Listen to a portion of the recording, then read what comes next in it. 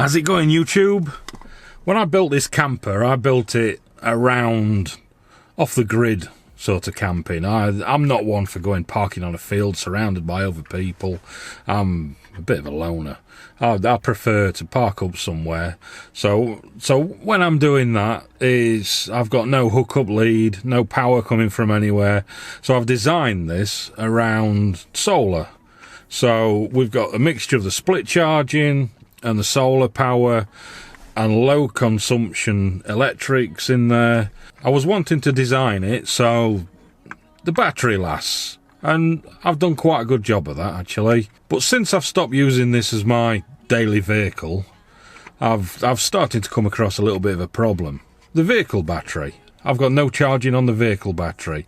So after around 10 days of not using this van, then I'm losing the battery. The battery's going flat. I'm having to jump start it. If you're letting your battery go flat constantly, it's going to kill your battery. You're going to end up getting a new battery. So what I've decided to do is I've got another controller for the solar panel.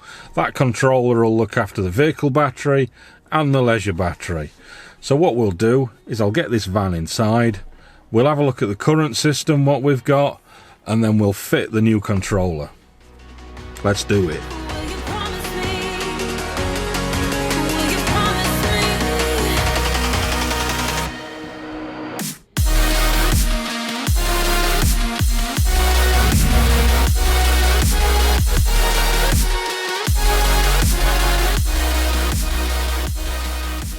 What we'll do is we'll have a quick look around this current setup. I'll show you what's already on the vehicle, I'll show you how it's set up, and then we'll have a look at the new controller and we'll get that fitted, shall we? I'll have a look around, see if I can find a ladder somewhere, and I'll show you the solar panel, shall we? Right, on the roof I've got a 150 watt solar panel. As you can see, these are rigid ones and they're quite thick. I know it's quite modern now to have the really thin ones that are stuck to the roof, but what happens with solar panels is as they get hotter they get less efficient, and what you find with this one is there's a gap all the way underneath so the airflow can get underneath and it cools it down a bit better than those really thin ones.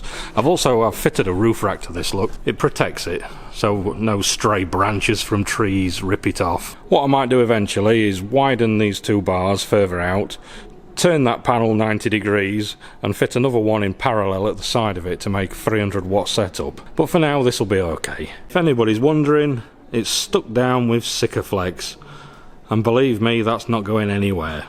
All the controllers and the electrics are in the back of these cupboards, so I'll get a light and I'll strip out the back of the cupboards so we can have a look at all the electrics. Before I do that, let's have a quick look at this battery monitor, shall we? Sorry about the funky angle, but it was the only way I could keep the reflection off it.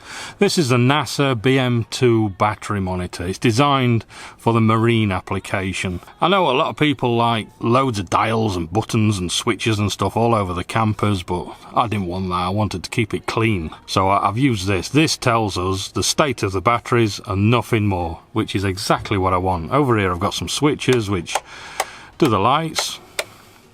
And apart from that, that's all I've got there and that's all I need. As you can see on the end we've got an illumination button. This is showing us now the state of the leisure battery. We've got a 2.8 amp discharge because it's inside, we're not seeing any sun, and we've got the lights on. If I press this VA button, this changes between the starter battery, it's an ST for starter, that's the vehicle battery, and the level and the leisure battery. If you press the time button, this tells us how much capacity is in the battery, the living battery, and how many hours at the current rate it will take to discharge.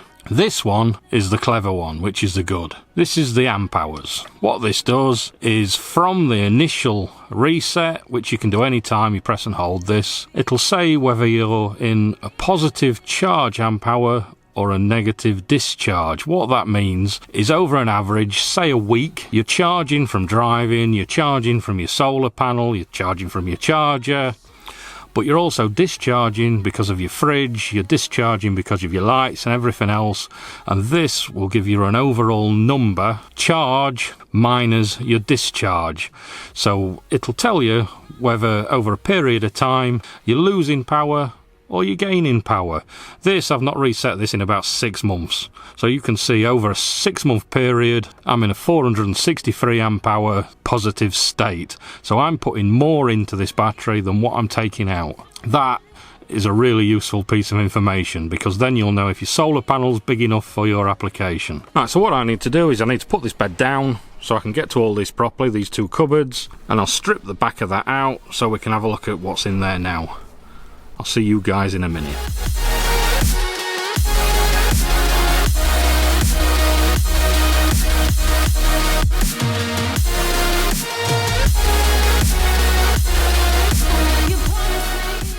To get to the batteries in both cupboards at the bottom, I've just got some little boards with a hole in. You put your finger in and just lift them out. As easy as that. There's one out, there's the other one out, so you can get to the battery nice and easy. That panel at the back there, it's just 4 screws, and behind that is all the fuses, so if a fuse goes, it's not difficult to get to. I don't have to strip out all this shelving. To get to all the electrics, I've got to take all these shelves out and take the backs out as well. These are all screwed in. This is a bit more difficult. Right, it's all stripped out, but before we go through the current system that I've got in there, I just want to make a point that if you're not worried about the vehicle battery going flat, or if you're using the vehicle regular, then this setup has been working perfect for me. I've never had a flat leisure battery. It's done everything that I need to do for as long as I need it to do it, and I've never had to plug in for hookup lead to charge it up. So when you're designing your system, use low wattage lighting. These are actually decking lights. These use virtually no power at all. They're really good. And the most power consuming item you will have is your fridge. Don't skimp on the fridge at all. This is a Dometic Waco. These hardly use any power at all. Right, so if we have a look in these cupboards, down there is a Agm Battery. They're one of the best you can buy. They're really good for high cycling. I think this one's 135 amp hour, I can't remember. For the split charging, I've got the Ring DC to DC converter. A lot of people just use a split charging relay, but this takes a DC input and converts it to a 4-stage DC output. It gives a maximum of a 30 amp output.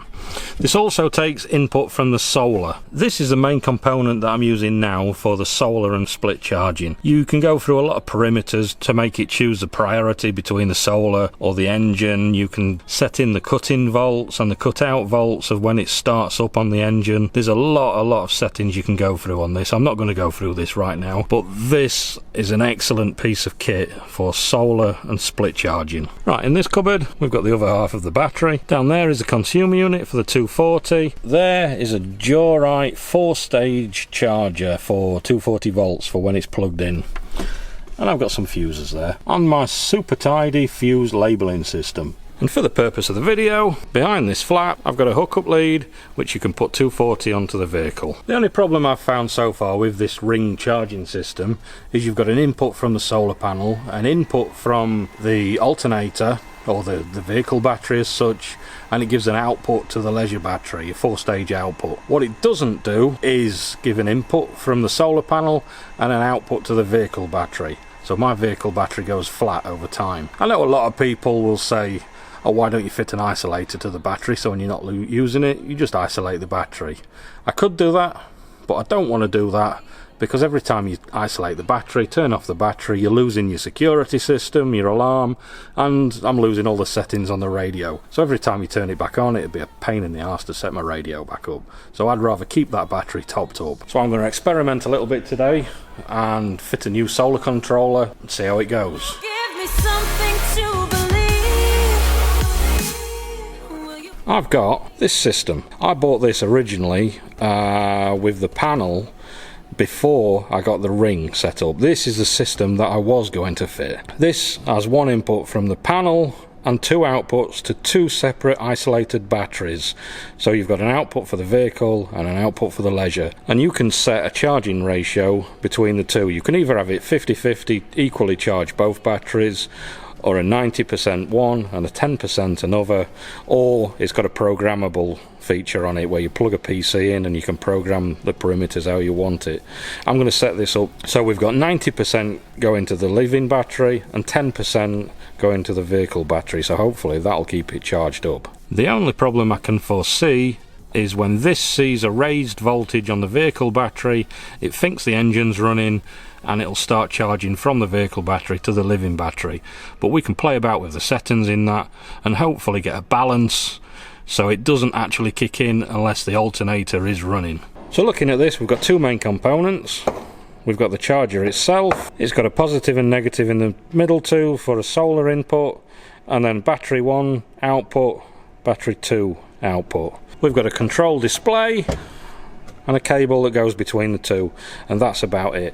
I'm going to fit all these so they're out the way. I don't need to see this, so I'm going to fit it inside a cupboard so I can still get to it, but it's not going to be out on show.